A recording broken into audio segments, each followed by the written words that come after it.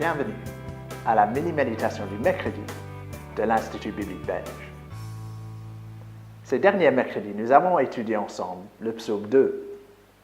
Nous avons vu que tout le monde déteste Dieu, que Dieu se moque de la rébellion contre lui, car il a établi son roi Jésus, qui va écraser ses ennemis.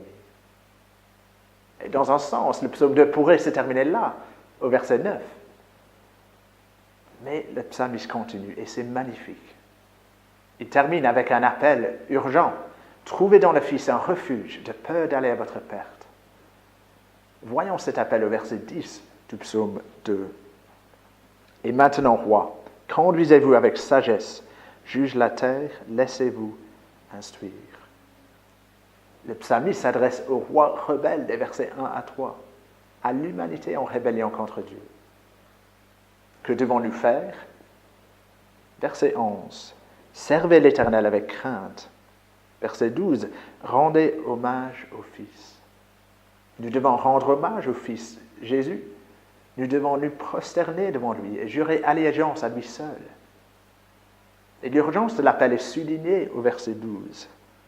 Rendez hommage au Fils, de peur qu'il ne s'irrite et que vous n'alliez à votre perte, car sa colère s'enflamme rapidement.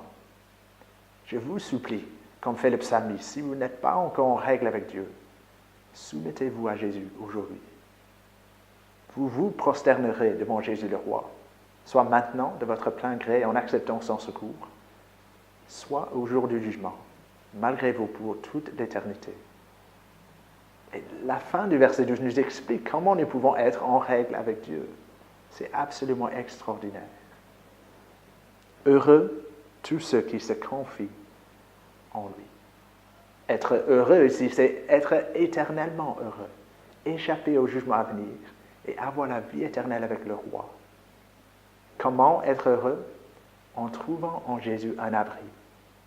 Nous pouvons trouver en Jésus un abri face à la colère de Dieu que nous méritons.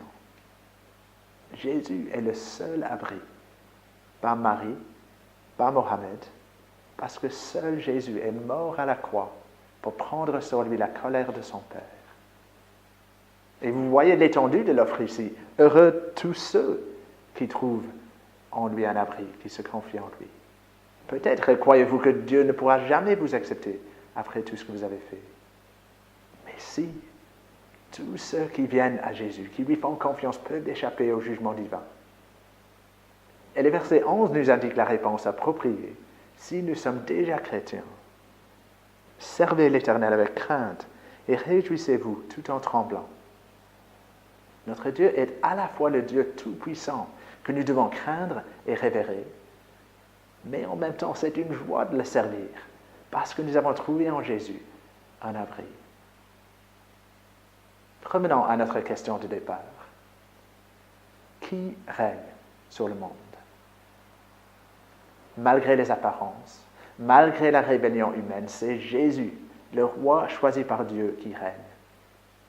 Que ces vérités du psaume 2 restent ancrées dans notre esprit. Que nous soyons convaincus que Dieu règne sur son monde.